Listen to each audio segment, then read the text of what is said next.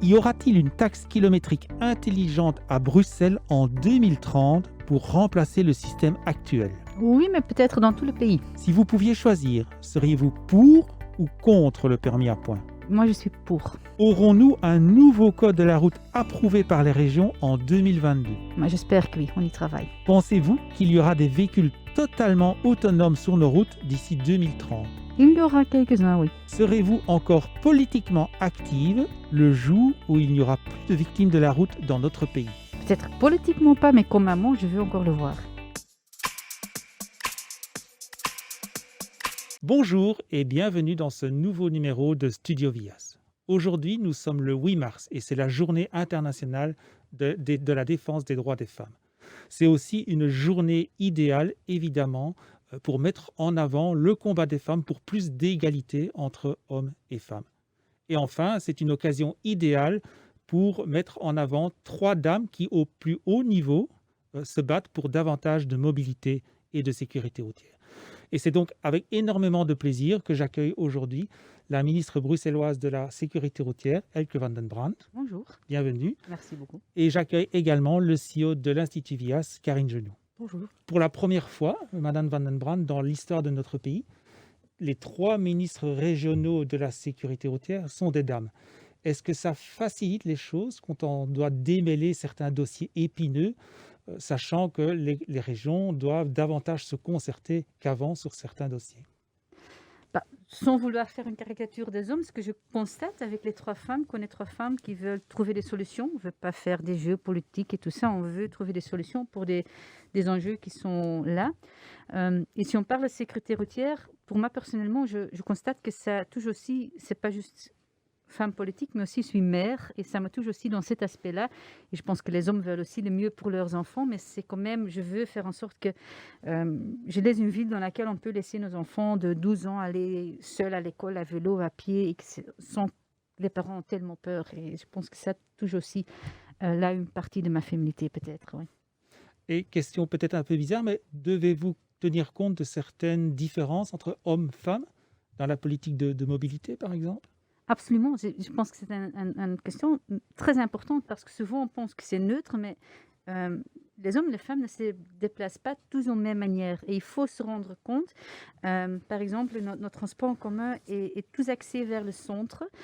C'est presque une étoile parce que c'est conçu pour se déplacer domicile-travail.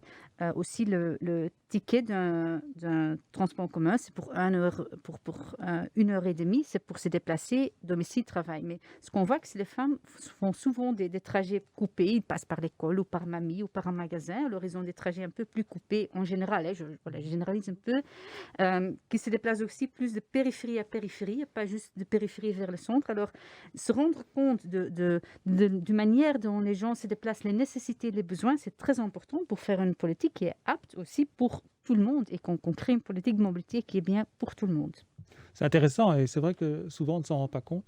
Donc c'est bien de le mentionner. Madame Genoux, vous êtes CEO de l'Institut Vias maintenant depuis 10 ans. Selon vous, qu'est-ce qui a changé dans la politique de mobilité, de sécurité routière au cours de ces 10 dernières années? Est-ce qu'il y a vraiment eu des grandes modifications? Tout d'abord, enfin, que la complexité du trafic a quand même fortement changé.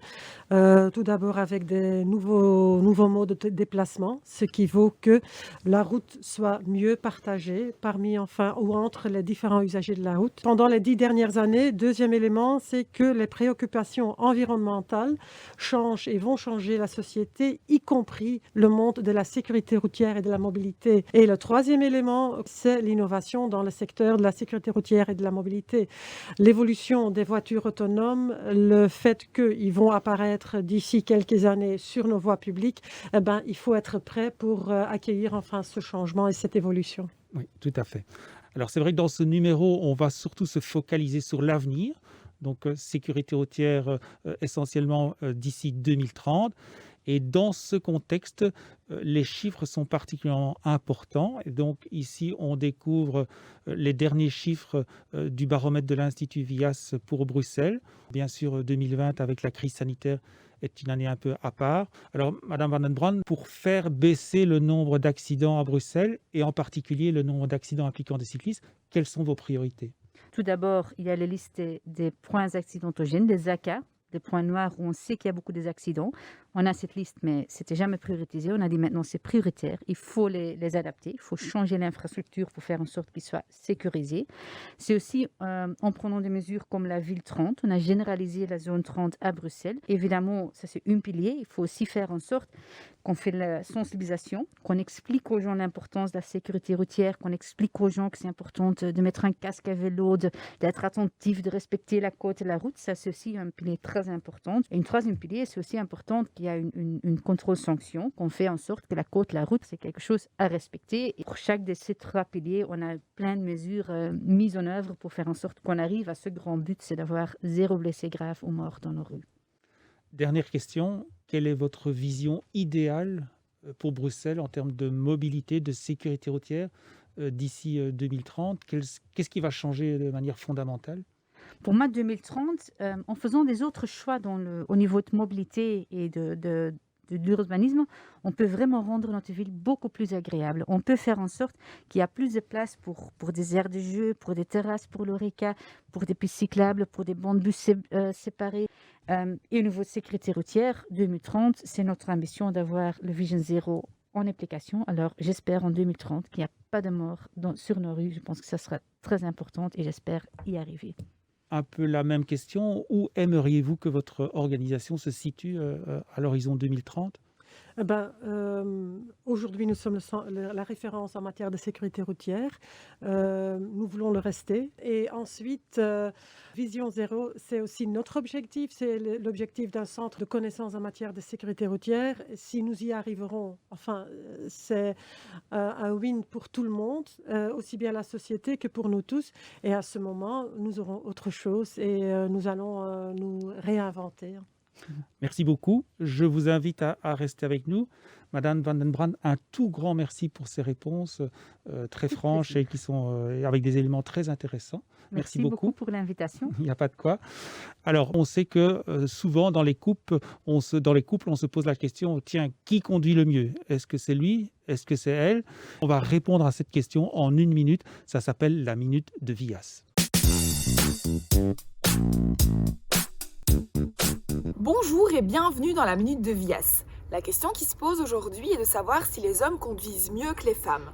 Beaucoup de préjugés circulent, mais sont-ils vrais? On éclaircit tout de suite tout ça. Les femmes sont plus souvent impliquées dans les accidents que les hommes. C'est faux, et c'est même le contraire, peu importe leur âge.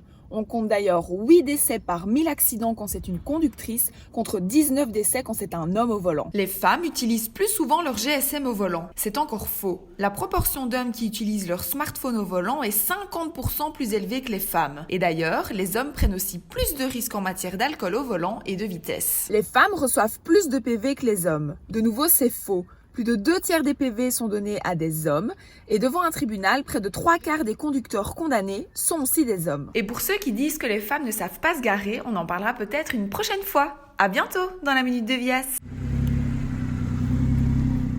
Nous voici de retour dans le studio de l'émission Vias. Et entre-temps, nous avons le plaisir d'accueillir la ministre wallonne de la Sécurité routière. Madame Debuy, bonjour et merci d'être avec nous. Bonjour Benoît, bonjour Karine et bonjour à tous. Madame la ministre, est-ce qu'il vous semble que la parité homme-femme, est-ce qu'il y a des améliorations dans ce domaine-là, dans le milieu de la politique ces dernières années? Alors en politique, les choses avancent, il faut le reconnaître. Depuis les élections de 2018, il y a 37,9% de femmes dans les collèges communaux et provinciaux, donc c'est une progression de 11% par rapport à 2012. Il y a des avancées en matière de représentation des femmes aussi dans les parlements, dans les conseils communaux suite à la parité sur les listes électorales. Il reste encore du chemin à faire pour que cette parité soit naturelle et donc ce sont des signaux positifs et donc il faudra évidemment poursuivre dans cette voie dans les années à venir. Alors, c'est aussi la première fois dans l'histoire du pays que l'on a 3 ministres régionales de la sécurité routière qui sont des dames. Est-ce que ça peut faciliter les choses pour dénouer les nœuds lorsqu'il y a des dossiers un peu sensibles? sachant qu'il y a pas mal de compétences qui sont morcelées et que la concertation est vraiment indispensable. C'est un travail évidemment d'équipe. Alors je dirais que en politique comme ailleurs, les femmes ont des qualités, des compétences qui sont complémentaires à celles des hommes. Donc c'est vrai que c'est agréable de travailler avec mes 2 autres collègues de la sécurité routière, mais nous travaillons aussi avec un ministre fédéral de la sécurité routière qui est un homme. Et je pense que ça se passe bien aussi parce qu'il y a vraiment une volonté de collaboration entre tous les niveaux de pouvoir pour la sécurité routière. Nous avons les mêmes objectifs et donc je crois que c'est ça qui doit nous unir plutôt qu'une question de genre, je dirais. Alors, Madame Genoux, est-ce que le fait d'être un CEO, une dame dans le milieu de la mobilité, qui est quand même généralement assez dominé par les hommes, est-ce que c'est quelque chose de facile? En 10 ans, je trouve que le secteur a quand même évolué et le nombre de femmes a aussi augmenté. Nous avons à l'heure actuelle les 3 ministres régionales qui sont des femmes. Le CEO de Volvo, par exemple, est une femme à l'heure actuelle. La présidente du SPF Mobilité est une femme. Et en région wallonne, nous avons aussi ma collègue féminine et CEO de l'agence wallonne, qui est aussi une femme. Et enfin, je pense que nous tous sommes très orientés vers les zéro tués sur nos routes. Qui dit sécurité routière dit malheureusement aussi que nous devions parler de chiffres, de statistiques. En ce qui concerne le nombre d'accidents, on voit que même si on met de côté l'année 2020, on était dans une bonne évolution. Quand on voit ces chiffres, quand on connaît aussi les objectifs de la Wallonie, si vous deviez épingler 2 ou 3 mesures qui sont vraiment indispensables pour faire encore baisser ces chiffres, quelles seraient-elles? Ce qui me tient beaucoup à cœur, c'est l'éducation. C'est renforcer la sensibilisation et la conscientisation, mais surtout l'éducation des enfants dès le plus jeune âge, les sensibiliser aux enjeux de la sécurité routière pour former une nouvelle génération qui sera vraiment bien consciente des enjeux de sécurité routière. Alors, il y a d'autres mesures aussi, comme le renforcement des contrôles. Ce qui est important, c'est aussi l'effectivité de la sanction pour induire un changement de comportement sur la route. Et alors, une 3e mesure aussi, c'est la création d'un centre d'excellence qui vise à étudier les causes des accidents pour pouvoir mieux prévoir et éviter ces accidents. Madame Genoux, donc, au niveau des contrôles, on sait que l'Institut VIAS dispose d'un labo qui est capable d'homologuer les radars. Est-ce important pour l'Institut VIAS de participer à cet effort de renforcer le risque de se faire contrôler? Certainement. VIAS entend mettre ses compétences au service des différents acteurs de la sécurité routière et dans tous les domaines. Et il est donc logique que VIAS s'intéresse également aux technologies utilisées dans le cadre des contrôles de vitesse. C'est important pour nous. La base de VIAS est que nous sommes un centre de connaissances, mais avec les laboratoires techniques, on y met une couche pragmatique. Et la combinaison des deux fait que depuis 30 ans, VIAS est reconnu pour ses conseils pragmatiques. Et ça renforce l'utilisation de ces conseils pour l'amélioration de la sécurité routière. Je pense que vous êtes aussi maman d'enfants qui sont en âge de conduire. Est-ce que vous appréhendez ça? Comment voyez-vous dans la circulation actuelle qui n'est quand même pas aussi facile qu'elle ne l'était il y a 10, 15, 20 ans? Est-ce que vous avez une appréhension particulière en voyant ça? Comme tous les parents, je pense, on a des appréhensions, bien sûr. Mais je vais vous faire une confidence, c'est que j'ai 2 de mes fils qui sont déjà bien grands et se complaisent dans l'utilisation des modes doux et des transports en commun et donc n'ont pas encore passé C'est le un permis de phénomène assez conduire. Donc généralisé. je pense effectivement que c'est un peu la tendance chez les jeunes aujourd'hui. Tout à fait. C'est pour cela que ce qui me tient vraiment à cœur, c'est l'éducation des enfants. C'est vraiment que la sécurité routière fasse partie de l'éducation dès le plus jeune âge pour qu'ils apprennent au fur et à mesure de leur évolution, à bien se déplacer en toute sécurité et dans le respect des uns et des autres. Toute dernière question, si vous vouliez absolument qu'une mesure voie le jour avant la fin de votre mandat, Une seule mesure. une seule mesure, quelle Ça, c'est un serait-elle? peu peu. Je dirais les mesures qui visent, c'est un travail de long terme évidemment, mais ces mesures qui visent à améliorer l'éducation dans les écoles, bien sûr. Madame Genoux, un grand merci pour votre participation. Madame Dedu, un tout grand merci également Merci pour à vos vous. réponses assez claires. Et je vous propose maintenant de terminer par un tout petit questionnaire de dilemme, oui ou non, ou pour ou contre. Vélo ou vélo électrique? Vélo électrique. Bob ou bobette? Oh, une fois Bob, une fois Bobette. Radar ou radar tronçon? Radar tronçon. Vous connaissez autant que moi l'impact positif qu'il a sur l'évolution des comportements. Citez une mesure en vigueur ailleurs que vous aimeriez piquer en Wallonie. Et ce sont les mesures qui visent à implanter des dispositifs qui permettent la limitation dynamique des vitesses. Tourisme ou sécurité routière? Alors je dirais l'être humain ou la personne. La sécurité routière vise à protéger. Le tourisme offre des activités de loisirs qui sont indispensables pour la santé mentale de nos concitoyens.